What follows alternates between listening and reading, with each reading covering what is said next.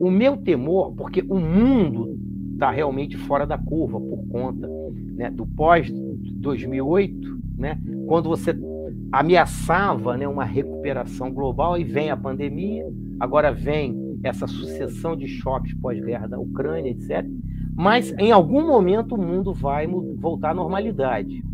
E a minha grande incógnita é essa: voltando o mundo à normalidade, o Brasil, com a ampla abertura ao movimento de capitais, tendo uma moeda periférica, para usar, né, o termo, né, da Daniela Prates e outros, né? Será que essa tendência, já que a gente sabe que na prática a autonomia, né, do Banco Central, mesmo independente, entre aspas, ou autônomo, para realmente definir e fixar a taxa de juros que seja compatível com a taxa real para o aumento, ele realmente vai conseguir?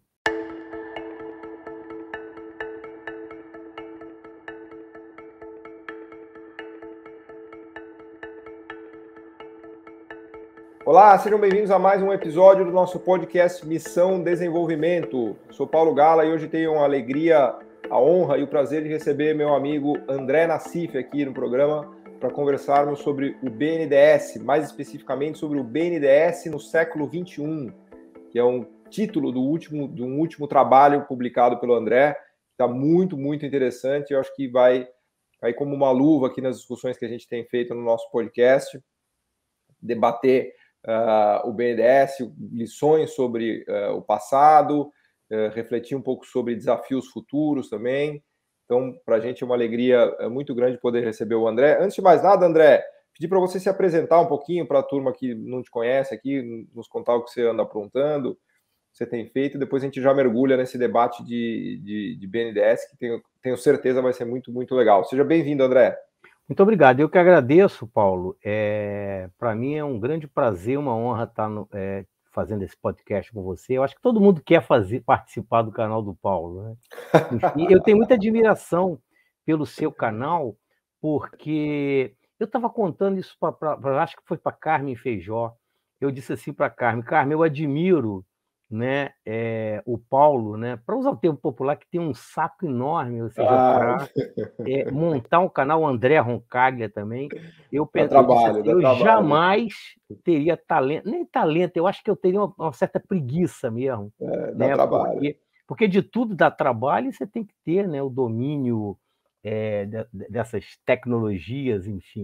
Mas eu fico feliz de ver que pessoas como você, o próprio Caetano Veloso, que você disse que esses dias estava assistindo com você também, o canal, né? Ele falou. Tem esse Eu lado, que recomendei. tem esse lado prazeroso, te agradeço, né? Dá muito trabalho, mas tem um lado legal de atingir Claro, todo mundo, né? exatamente.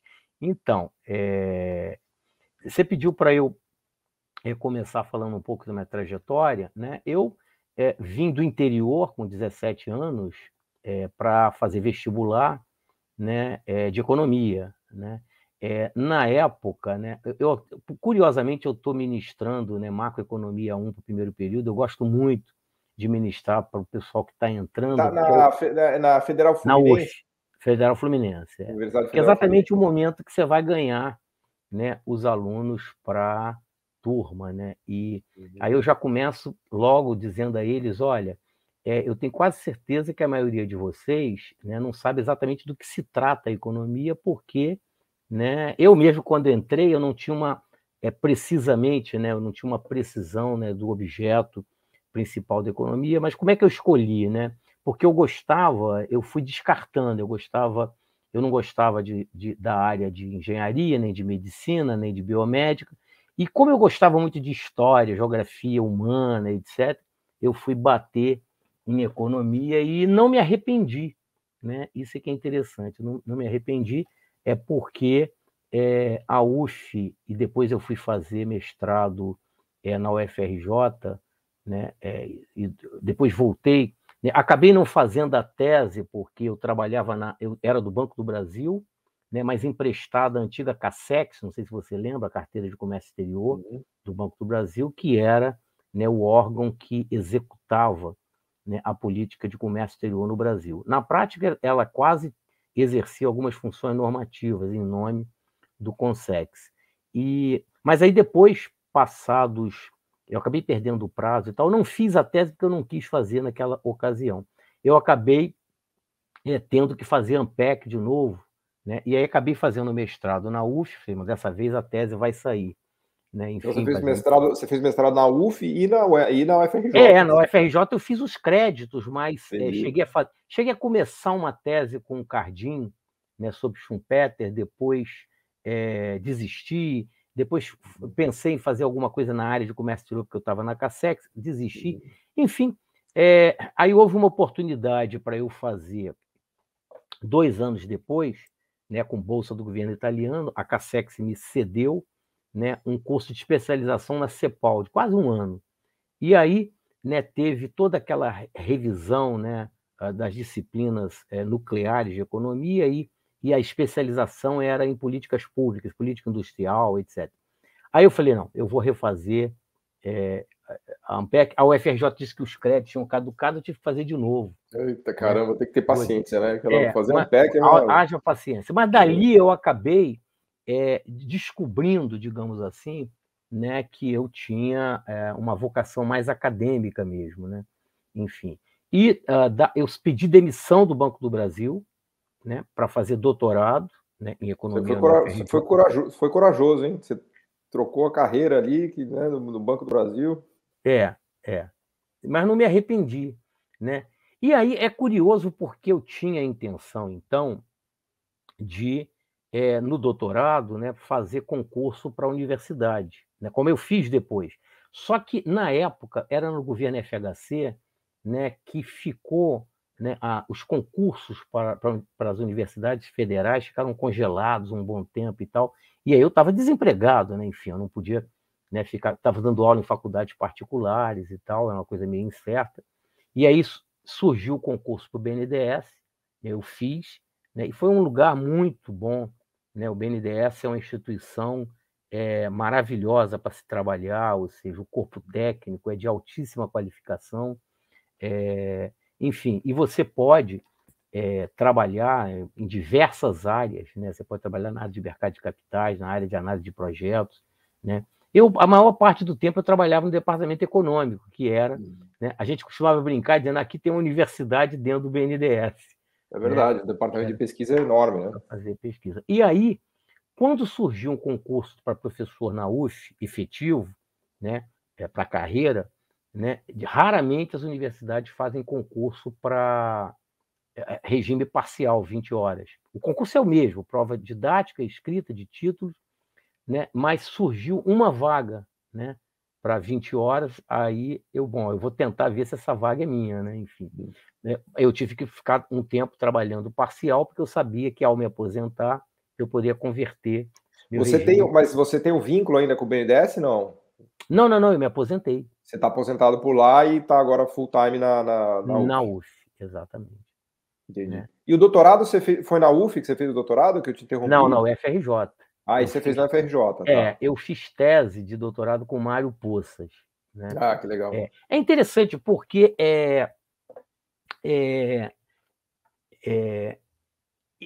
eu fiz tanto a dissertação de mestrado quanto a de doutorado, né, em comércio internacional. A de mestrado foi sobre protecionismo no Brasil, o papel da Cassex, e a de doutorado foi uma avaliação teórica e empírica do processo de liberação comercial, né, e essa que eu fiz com Mário Poças. Então, era uma área ligada a comércio exterior. Né? Claro. Vez em quando eu sempre faço algum outro trabalho nessa área, né? E por isso que eu tenho uma perna, né, no debate sobre política industrial, etc. Enfim. Mas, efetivamente, né, eu poderia dizer, digamos assim, grosso modo, que a minha área de pesquisa e de interesse é desenvolvimento econômico. E desenvolvimento econômico, você sabe, que é uma área, né, de conhecimento da economia que você precisa transitar tanto em micro, quanto em meso, quanto em macro, né, economia.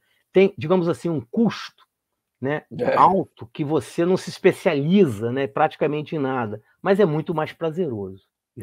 Certamente muito mais divertido. Sim, exatamente, porque, afinal de contas, eu acho que o trabalho, né, é muito difícil, né, é um privilégio que nós possamos trabalhar naquilo, né, de que gostamos.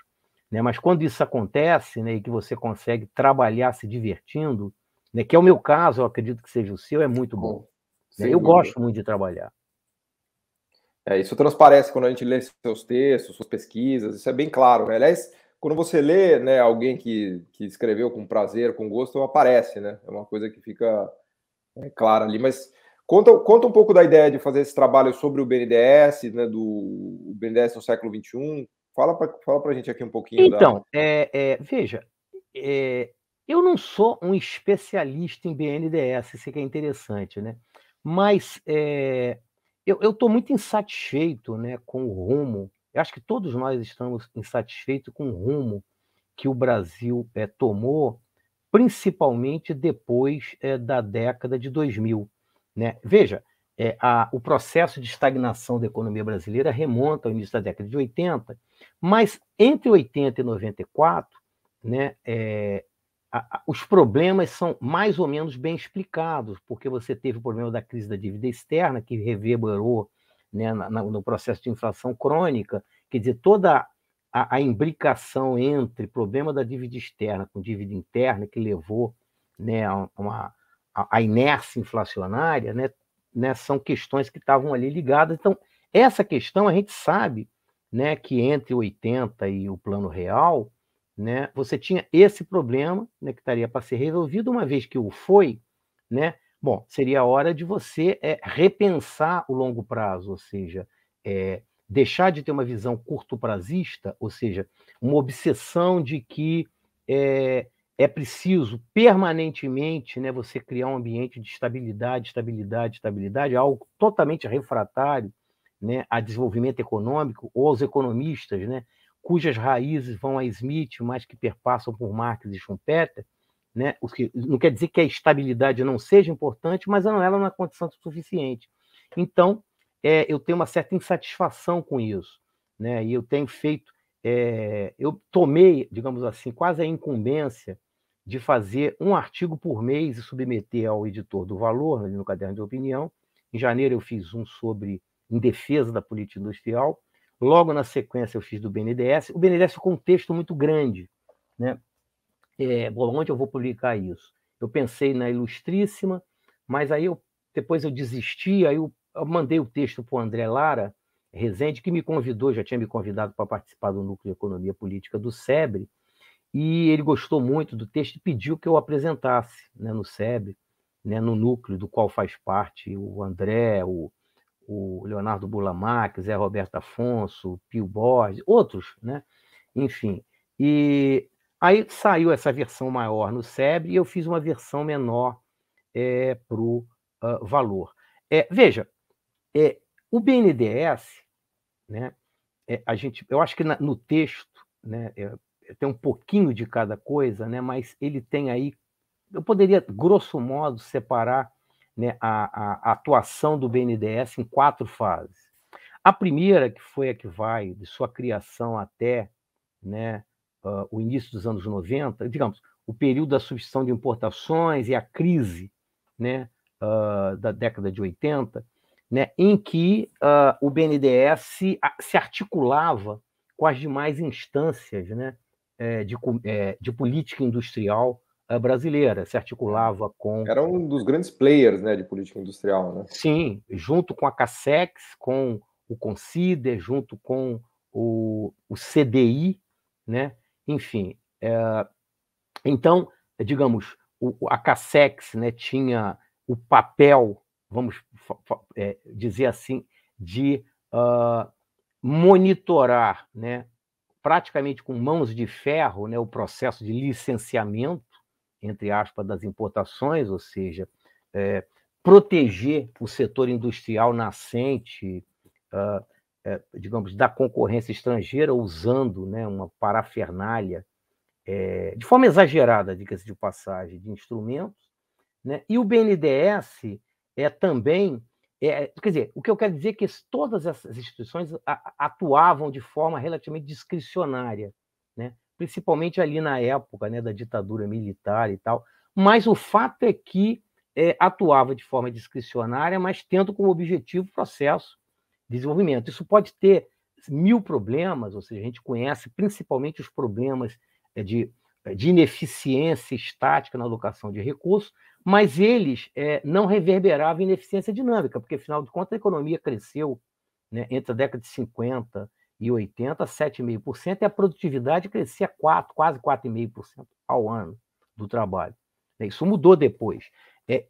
O BNDES agia de forma discricionária, não só para fixar as taxas de juros, né, as taxas de juros eram explicitamente subsidiadas, né, mas também utilizava a Finame, né, como uma condição, né, de exigir, por exemplo, né, conteúdo nacional, era um mínimo de 60%. Enfim, então essa fase, vamos chamar assim, discricionária, vai até ali, né, os anos 90 e tal. Depois, mais do que isso até, porque a partir de meados dos anos 90,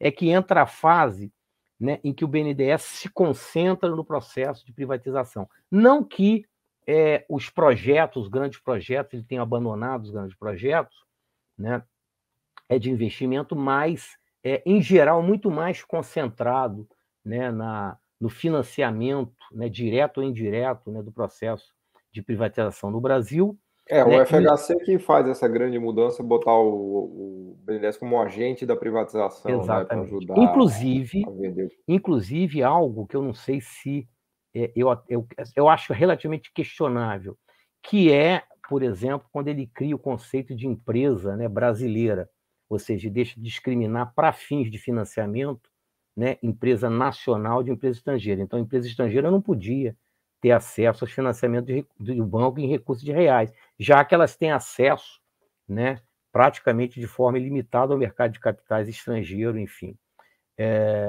A segunda fase, então, que vai, né, essa da FHC, né, que tem, né, o foco do BNDES fica muito concentrado em privatizações, mas ali, mais ou menos, eu acho que no final dos anos 90, se não me engano, no texto eu coloquei, eu tive que pesquisar isso, que se cria a TJLP, né, que é uma taxa de juros de longo prazo definida pelo governo, que embutir um subsídio implícito, né, vai nortear, né, os projetos de financiamento do banco, né? Enfim, veja que nessa segunda fase, né, mesmo com a emergência e a difusão da TJLP,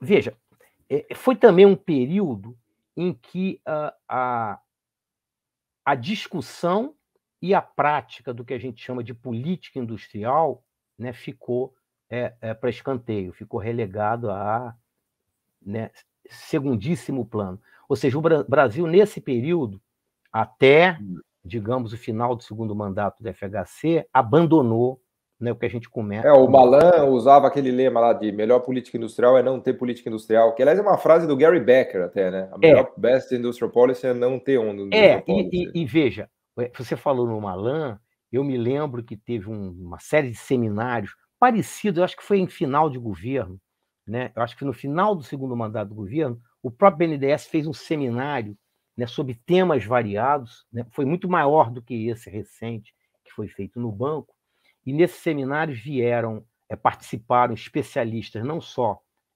brasileiros como internacionais. Foi interessante que o seminário sempre colocava, né, vários temas, política fiscal, política industrial, etc.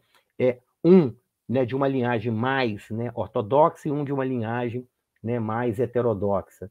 E veio, por exemplo, na época, o Paul Krugman, o Danny Roderick, etc. E o Malan foi uma frase emblemática, né, e que tem a ver com isso que a gente está falando. Ele comenta alguma coisa assim, que alguém criticou e pediu, olha, o governo praticamente abandonou a política industrial. Aí ele respondeu da seguinte forma: mas quem disse que o Brasil não tem política industrial? A prova cabal é o BNDES, aqui está o BNDES. Ora, né, quando eu estou falando de política industrial, no meu livro, inclusive... Mas ele estava lá para privatizar, né, poxa vida, né? Pois é. Mas essa fase já tinha até passado, né, diga-se de passagem. Mas no meu livro, que é na primeira parte do livro, é um debate sobre desenvolvimentistas e liberais neoclássicos. Na primeira parte... Aliás, faz a propaganda do livro. Qual é o título do livro aqui para as pessoas que tiverem interesse? Então, o livro deve sair... A pré-venda estava previsto para maio, e as primeiras edições talvez entre junho e julho. Chama é um livro teórico, né, chamado Desenvolvimento e Estagnação.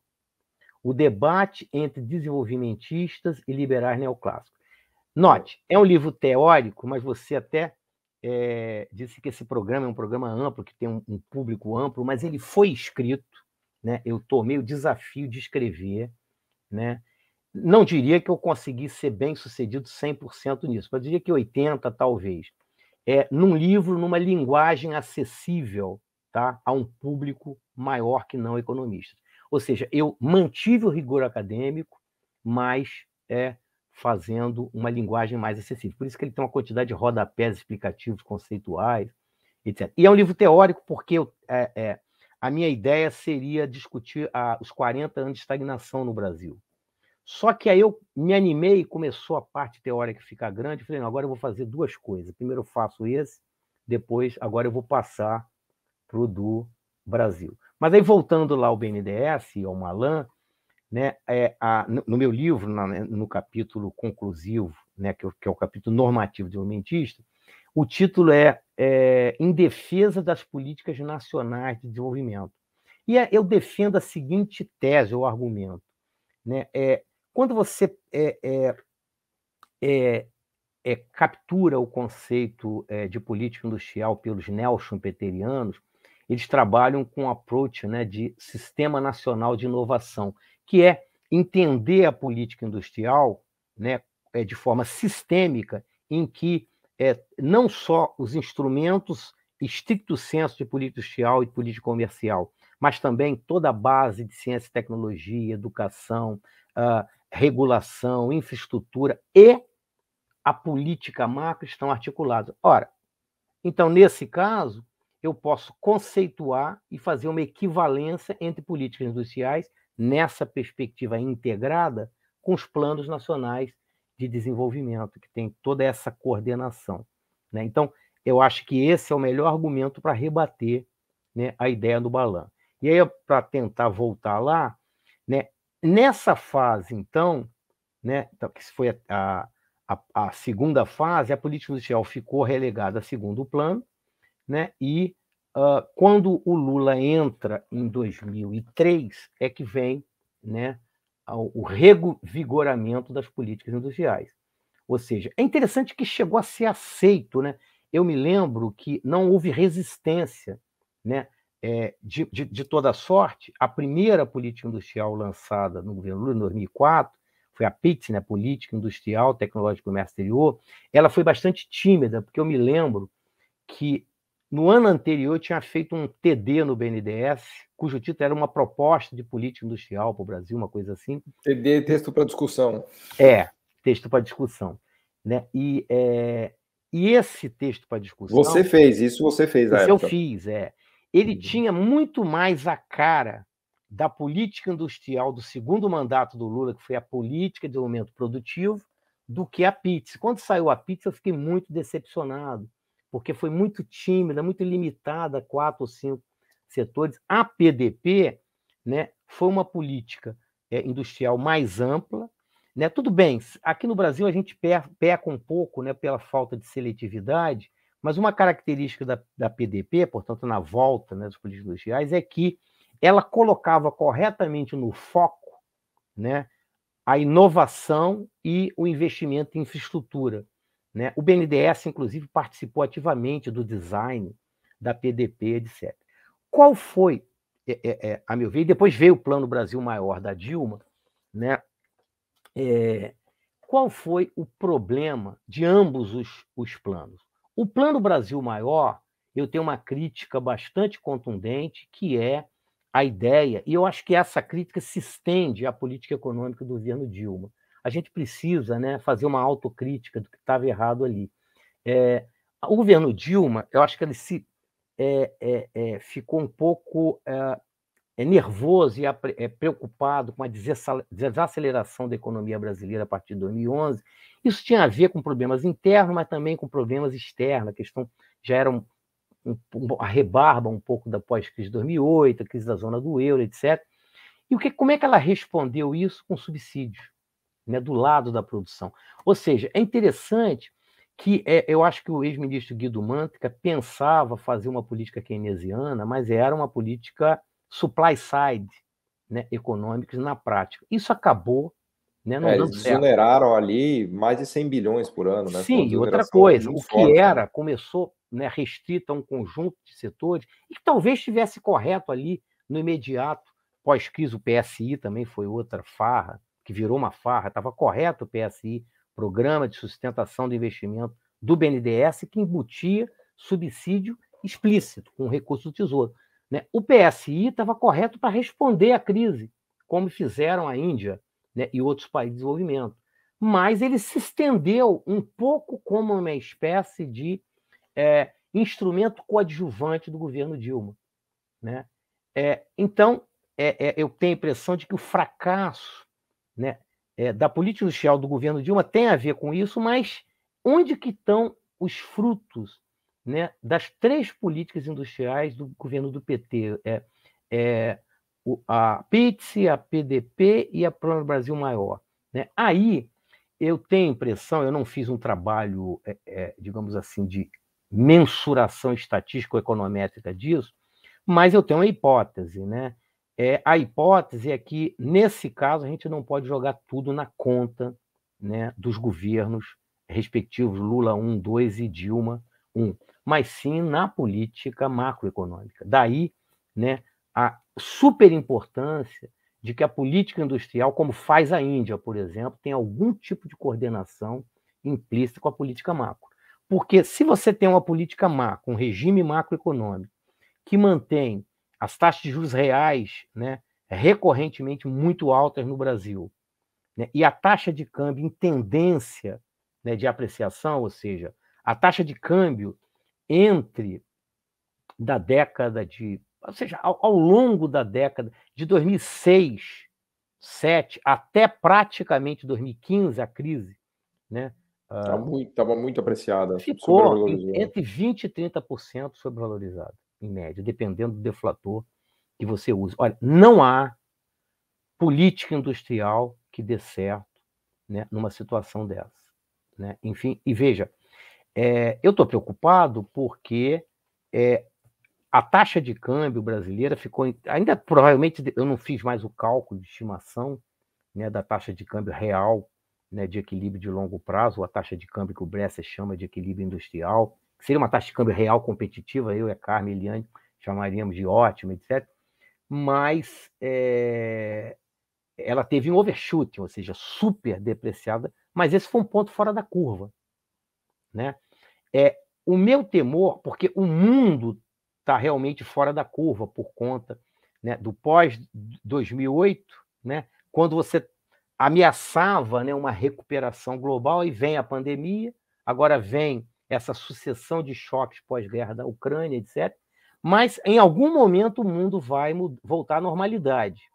E a minha grande incógnita é essa: voltando o mundo à normalidade, o Brasil com a ampla abertura ao movimento de capitais, tendo uma moeda periférica, para usar, né, o termo, né, da Daniela Prates e outros, né? Será que essa tendência, já que a gente sabe que, na prática, a autonomia, né, do Banco Central, mesmo independente, entre aspas, ou autônomo, para realmente definir e fixar a taxa de juros que seja compatível com a taxa real para o aumento, ele realmente vai conseguir?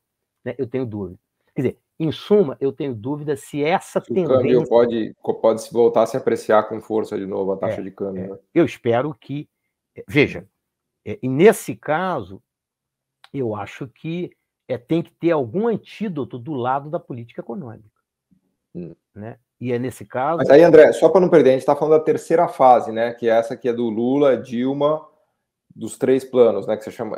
Isso seria a terceira fase do BNDES. E tem a quarta, né? Que é uma mas só para antes de entrar na quarta. Então... A quarta eu chamaria de tentativa de destruição, né, de tudo que foi o BNDES no passado. E aí, quando eu estou falando de destruição, nós estamos falando juntando o BNDES da primeira fase, juntando o BNDES da segunda e da terceira. Né? Porque, bem ou mal, na terceira você tinha uma taxa de juros de longo prazo, e aí entra, né, o argumento do artigo, né, é que países em desenvolvimento, né? O Brasil até tem um mercado de capitais, você entende desse assunto muito mais do que eu, relativamente robusto, muito mais diversificado, etc., mas a grande dúvida é se o mercado de capitais privado tem apetite ao risco para financiar, de fato, para valer, os grandes projetos de investimento que o mundo, né, e as transformações, né, que estão em curso na economia mundial vão demandar, né, dos países, não só desenvolvidos, mas também dos países de desenvolvimento. Né? Esse é um ponto. Né? Então, essa quarta fase, que na verdade, eu acho que são dois momentos, né, ali do governo Temer, né, que eu chamaria de momentos estupidez. Né? O primeiro foi o teto de gastos, né, tipo assim, uma política fiscal burra e estúpida, porque ela foi lançada sabendo que não era para dar certo. Né? Eu costumo brincar que é o equivalente a você fazer uma proposta de acordar para correr todo dia 5 da manhã, achando que você vai entrar em forma. Né? Claro. E a outra foi a eliminação, né? Ou seja, a ideia de que as taxas de juros de um banco de desenvolvimento, né, que financia grandes projetos de investimento de longo prazo, muitos deles estratégicos, têm que ser financiados à taxa de mercado. Depois eu tive o cuidado de ver o trabalho do SEMEC, né, a taxa, eu não lembro qual foi o número, porque o SEMEC faz o cálculo da taxa de retorno nominal. Né?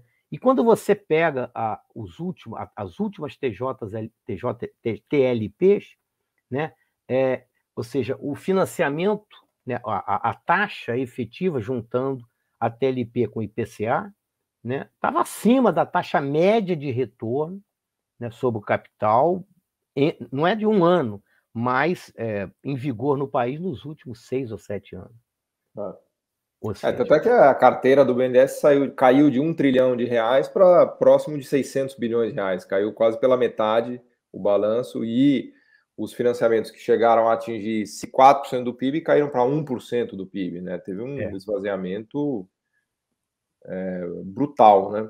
Mas se a gente fosse falar de uma quinta fase, então, André, fazendo uma provocação às fases do BNDES que você desenhou, como será a quinta fase e o que a gente precisa fazer para tentar resgatar uma quinta fase mais gloriosa, por assim dizer? Né? Então, a quinta fase deveria ser um pouco parecida com o que eu proponho no artigo, né? Ou seja, você reconhecer, né, que, ou seja, exceto empresas realmente que têm facilidade de recorrer ao mercado de capitais, elas poderiam ter taxas de juros mais próximas às taxas de mercado, mas ainda assim abaixo da TLP, ou seja, e no caso, por exemplo, de empresas que, ou seja, grandes projetos... Desculpa te interromper, só porque assim, tem muita gente que está assistindo a gente que não sabe o que é TLP, né? Então, só para as pessoas entenderem que a TLP é uma taxa de juros de mercado baseada nos juros que o governo paga nos títulos públicos. Então, na verdade, a gente pega uma média de taxas de títulos públicos e aplica isso para o BNDES. Mas ela é o equivalente a uma taxa de mercado que uma empresa privada qualquer vai tomar num banco privado, que é completamente diferente da ideia de uma taxa subsidiada de um banco público. Né? Embora seja uma taxa de longo prazo, a gente sabe que os títulos de tesouro, mesmo de longo prazo, eles seguem um pouco, né, tudo mais constante, né, a Selic. Né? Ou seja, se o Banco Central aumenta...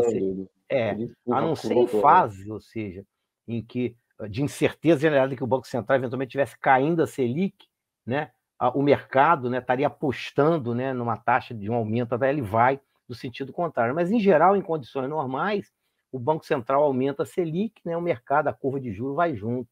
Né? Enfim, e exatamente isso, né? O Paulo Rabelo de Castro, inclusive, que era presidente do banco, nomeado pelo Temer, na época, né? Ele comentou, olha, acho que foi pelo Temer, né? Ele comentou, olha, ele foi contra inicialmente, essa taxa é muito nervosa, eu gostei muito dessa expressão, uma taxa nervosa porque, né, ela fica flutuando, de fato, ao sabor, né, da taxa de mercado e ao sabor da Selic.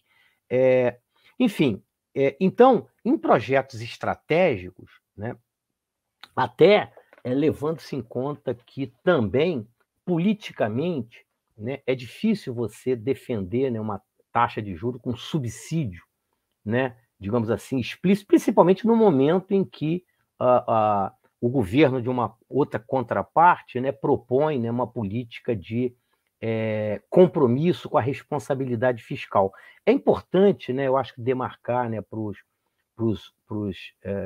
o público que responsabilidade fiscal é diferente de austeridade fiscal, né? É importante que se paute, né, a política fiscal por responsabilidade, ou seja, que os gastos, né, sejam relativamente bem desenhados, a composição dos gastos, realmente, enfim.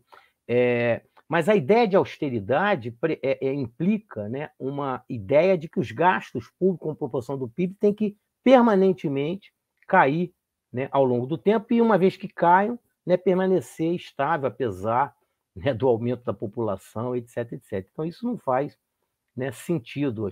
Dificilmente, acho que nenhum país, né, claro, nenhum país, a gente teve na prática, né, programa de austeridade fiscal, mas mesmo isso foi abandonado no mundo inteiro depois das críticas, né, que fizeram, né, as propostas da hipótese, né, da austeridade fiscal expansionista. Enfim, e aí no texto também, você falou da quinta fase, eu proponho, né, que no caso, por exemplo, de projetos estratégicos, por exemplo, inovação, startups inovadoras, projeto, por exemplo, de transição energética, esquece, né? O setor privado per se não vai ter apetite para mudar uma tecnologia que ele já utiliza, né?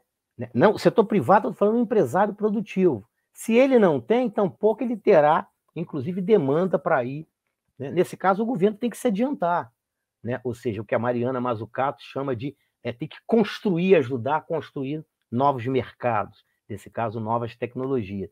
Nesse caso, eu não vejo outra saída senão subsídio, ainda que seja implícito, né?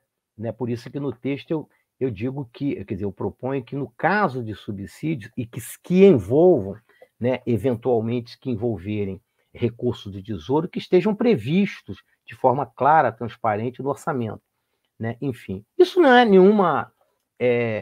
os próprios autores defensores da TLP, né, eu me lembro, por exemplo, que o Sérgio Lazzarini, né, na época, disse, olha, subsídio não é que nunca possa ser concedido, mas tem que ser transparente, está no orçamento, etc. Enfim.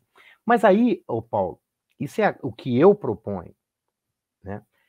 O fato é que o BNDES, o novo presidente do BNDES, o Mercadante, o Nelson Barbosa, que é o diretor, né, que estão propondo alternativas, inclusive de encontrar funding que não tem impacto fiscal, né, para o banco, que é a proposta do Nelson, né, de captar recursos a mercado com título emitido pelo próprio BNDES. Mas, veja, você vê que mesmo, né, esse tipo de proposta já está encontrando resistência, né? Ou seja, resistência não só do mercado, né, o que a gente chama eufemisticamente de Faria Lima, né, mas de economistas conservadores, né? Enfim. E a pergunta é, por quê? Eu não tenho uma resposta para isso. O André Lara Rezende sempre repete, né, que a única, digamos assim, suspeita que eu teria é que, digamos, a ideia de neoliberalismo no Brasil, né, ou seja, parafraseando John Maynard Keynes, né, conquistou o Brasil tão completamente quanto o Ricardo. Quando, né, a Santa Inquisição conquistou a Europa, a Península Ibérica, né? Exatamente. No nosso caso, o neoliberalismo conquistou tão completamente quanto a Santa Inquisição conquistou a Espanha. E o que a gente vê é que parece que no Brasil, né, o desejo da Margaret Thatcher, diz que a Margaret Thatcher tinha uma frase famosa quando perguntaram, não, eu não quero só mudar, né, o Estado, eu quero mudar a alma das pessoas. No Brasil parece que se conseguiu isso, né? Quando você pega, por exemplo, né, a maior parte, né, da opinião pública elegante, né, e letrada em economia em especial, e que escreve na grande imprensa, debate na grande imprensa. Agora, é incrível, André, como isso está em contraposição ao que está sendo feito na Europa, nos Estados Unidos. Não estou nem falando de Ásia, de China, não estou nem chegando lá, mas se a gente olhar o próprio plano Biden, ou nos planos de transição climática e energética da Europa, da Alemanha, da França, né? Uhum. Quer dizer, é um negócio que virou moeda corrente, assim. É isso que o mundo faz, é isso que o mundo está fazendo, né? No Brasil, a gente tem que lutar contra Parece que virou um pecado você falar em subsídio, né? Eu até diria, Paulo, que o melhor exemplo comparativo para defender é que os países asiáticos relevantes, que estão indo de vento em popa, fazem. Porque quando você diz que os Estados Unidos fazem, sempre fizeram, a verdade, né? A União Europeia, né, os países, por exemplo, França, Alemanha, estão fazendo, né, existe assim um contra-argumento, mas eles são emissores de moeda, né, forte. Né? Então, é uma espécie de beneplácito. Eles podem, nós não podemos. Mas espera, a Índia jamais abandonou os planos quinquenais de desenvolvimento desde a independência. E a Índia fez um processo de liberalização comercial, mas muito bem feito. Né? Ela levou 10 anos para reduzir as tarifas. Né? Ou seja, eu me lembro que depois de 10 anos, ela começou com a tarifa média de importação acima da brasileira. A nossa, quando o Collor fez, estava em torno de 45, 47 em médio. A Índia estava em torno de 60, alguma coisa assim. 10 anos depois, a Índia estava praticando em todos os setores, inclusive na agricultura, todos os picos tarifários de tarifas de nação mais favorecida da OMC. Né? Falei, meu Deus, como? E aí, isso eu tinha visto, ela começou a liberação em 91. Eu fui ver esse dado em 2009. Recentemente, quando eu fui olhar, a tarifa média da Índia está abaixo da brasileira. Só que eles fizeram uma administração de câmbio muito mais eficiente, eles não deixaram a moeda sobrevalorizar. Né? Não. A administração E a cambial Índia, deles foi muito... ela não fez uma liberalização para valer da abertura da conta capitais. Né? Eu, particularmente, eu tenho a posição de que o grande erro que realmente trava o processo de recuperação sustentável no Brasil é a abertura da conta capital e financeira. O problema é que a gente está numa sinuca de bico, porque depois que você faz, que você cria todo um mercado financeiro de derivativo, como é que você vai voltar atrás? Não é fácil. E plenamente integrado hoje, né? Porque o nosso mercado financeiro é totalmente integrado com o resto do mundo, né? A gente tem quase que uma conversibilidade muito simples, né? Você pode trocar reais, enfim, né? Isso foi tudo construído, né? A gente fez o que o ditado popular diz, a gente colocou a carroça na frente dos bois. Agora, e a gente paga caro. Mas eu acho que tem um espaço, André, até queria, estamos já meio que chegando no final aqui, não conseguimos falar nem da metade do que eu queria, mas eu acho que tem um espaço, quando a gente fala dessas questões de transição climática, transição energética, própria discussão de inovação, eu acho que tem um espaço para voltar a falar de subsídios e do papel do BNDES nisso. Né? Eu acho que o clima melhorou um pouco nesse sentido. É verdade que ainda é uma luta, né, no Brasil, mas se a gente olhar o que está todo mundo fazendo, né, você citou o caso da Índia aqui, mas a gente poderia falar de China também, e a orientação dessa nova direção do BNDES, todos os diretores, se a gente olhar o perfil dos diretores, tem a ver com inovação, com transição climática. Eu acho que está colocado aqui um terreno fértil, né? Qual que é a sua visão disso? Você acha que essa quinta fase virá mesmo?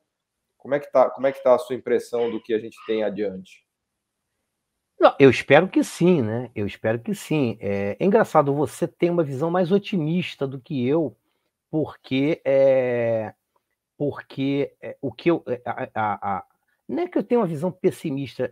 O Caetano que fala muito isso, não gosta da palavra otimismo e pessimismo, enfim. A gente tem que ter esperança. Mas é porque me surpreendeu, o que me surpreendeu é justamente a resistência, né? O Nelson Barbosa não falou nem subsídio, né? Ele falou em você criar, né, um mecanismo de captação e já ter havido uma resistência de que o BNDES vai acabar fazendo crowding out do setor privado, ou seja, deslocando onde o setor privado... Ele foi bem light, né? Ele foi bem light nas ponderações. Agora, por outro lado, Paulo, eu acho que você não deixa de ter razão, porque o governo vai acabar, digamos assim, fazendo um trabalho paulatino de convencimento, né? Porque, veja, o Brasil precisa voltar a crescer, né? O presidente Lula, né, recorrentemente diz, olha, a gente precisa crescer para voltar, para gerar emprego. Mas não é só isso. Para você retomar a trajetória de desenvolvimento perdida, você precisa crescer mais, ou seja, você não pode crescer 1,5%, 2% ao ano, né? Ou seja, né, é o que a gente está crescendo.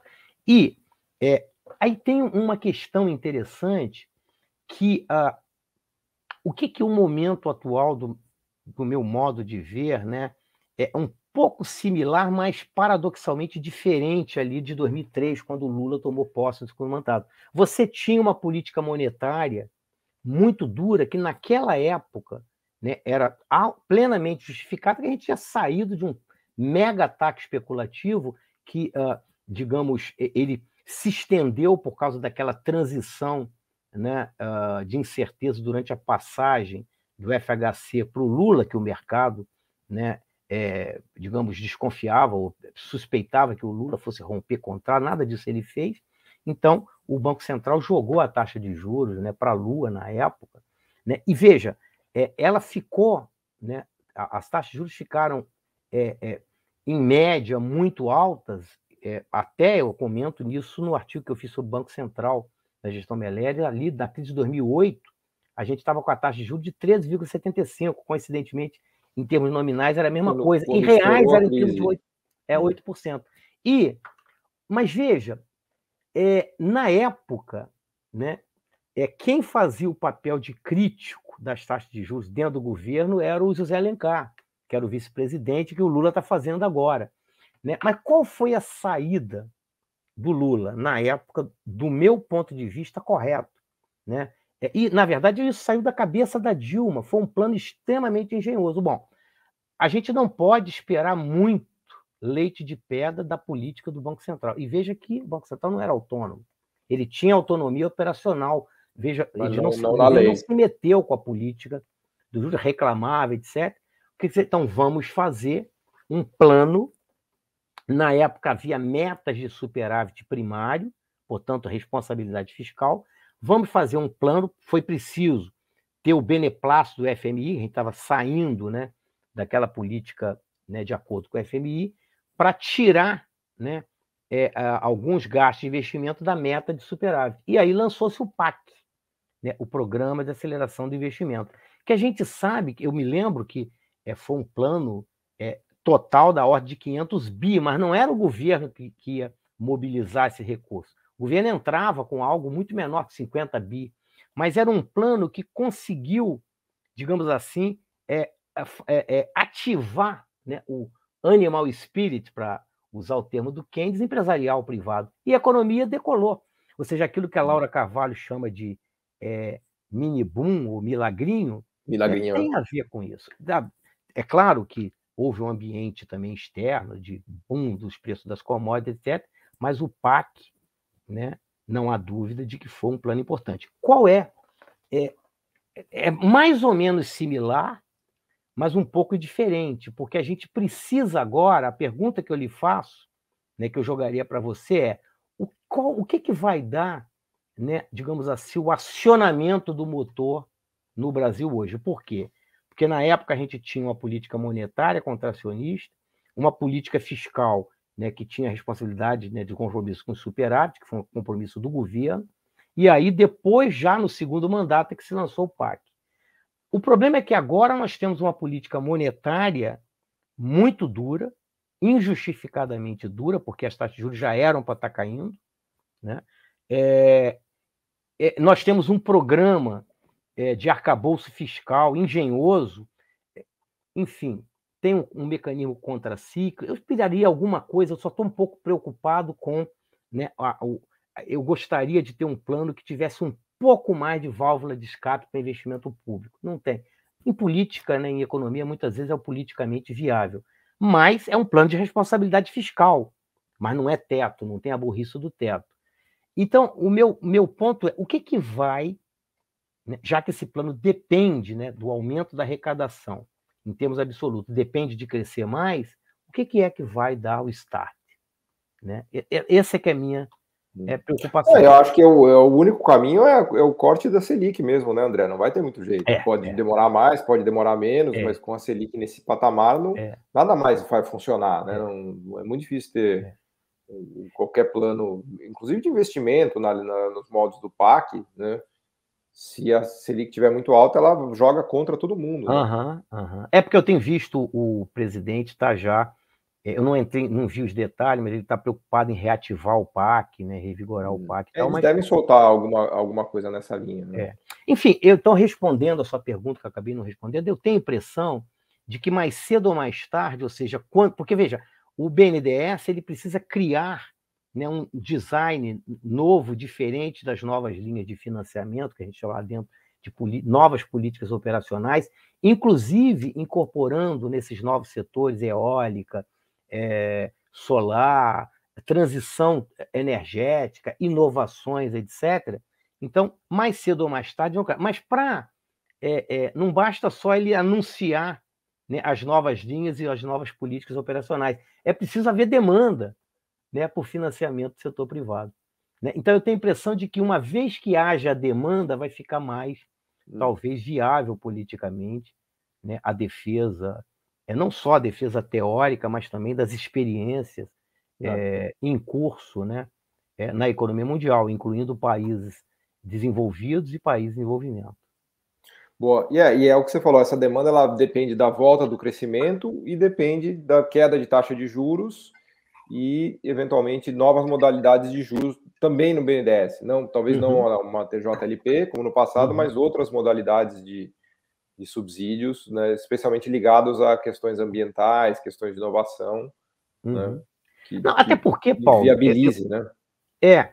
Eu acho que eu tenho alguma coisa a acrescentar. Veja, o governo tem autonomia para desenhar e implementar as políticas do banco. Ele não precisa rezar e ajoelhar, claro, né, aos pés do mercado financeiro e dizer, posso... porque tem muita coisa que o Congresso é favorável também, né? O governo me parece que está relativamente bem articulado com o Congresso, né? Tem muita coisa aí que dá para fazer, né? É isso aí. Que eu acho que vai acabar acontecendo, inclusive, né? Eu acho que vai acabar acontecendo. Né? Eu, olhando para frente, André, eu vejo como inevitável o corte da Selic e a entrada num ciclo de corte de juros. A minha dúvida é se vai ser na metade de 2023, se vai ser um pouco antes, um pouco depois, se vai ser 2024, assim, não sei te dizer quando, mas o próximo ciclo que a gente vai entrar certamente é um ciclo de corte de juros, né? Isso acho que Eu tô começando a apostar, ou quer dizer, a acreditar que surja em meados desse ano, porque a inflação corrente, né, ela está caindo. E veja, a não ser que haja alguma, né, no Brasil, né, até o passado é novo, né? Não sei quem foi que disse essa frase, né? O passado é incerto. Até o passado é incerto, mas a gente vê também, você que trabalha, né, no mercado financeiro também, né, o setor privado está já fazendo, né, posicionamentos apostando na queda da taxa de longo prazo. Sim. Né, inclusive com críticas duras até, eu diria, ao Campos Neto, vinda do próprio setor privado, do próprio setor financeiro. Tem muitos gestores que têm criticado essa postura dele. Né? Então, isso deve facilitar. Né? André Nassif, muito, muito obrigado por essa aula aqui que você nos deu de BNDES, das fases do BNDES. Depois nós vamos deixar o texto aqui para todo mundo que tiver interesse também dar uma olhada. E estamos ansiosos pelo seu livro novo. Depois nos traga aqui novidades de quando vai ser o lançamento, que a gente vai colocar no link do vídeo também. Tá ótimo. Assim que sair, eu vou passar para você divulgar no Twitter, enfim, nos seus canais. Vamos colocar em todas as redes aqui, estou ansioso para ver. André Nassif, muito, muito obrigado. É um prazer. Eu que agradeço. Vamos marcar novas oportunidades. Obrigado. Sempre aqui. Um abraço, Paulo. Valeu. O podcast Missão Desenvolvimento é uma realização da AFB-NDS, Associação de Funcionários do BNDES, e vai ao ar semanalmente em todas as plataformas digitais. O programa tem direção de Felipe Peçanha, produção de Tatiana Gurgel e edição de Pedro Rocha. Para saber mais, acesse nosso site www.missãodesenvolvimento.com. Você também pode assistir a outros episódios já gravados nos canais do Missão Desenvolvimento e da AFB-NDS nas redes sociais. Até a próxima!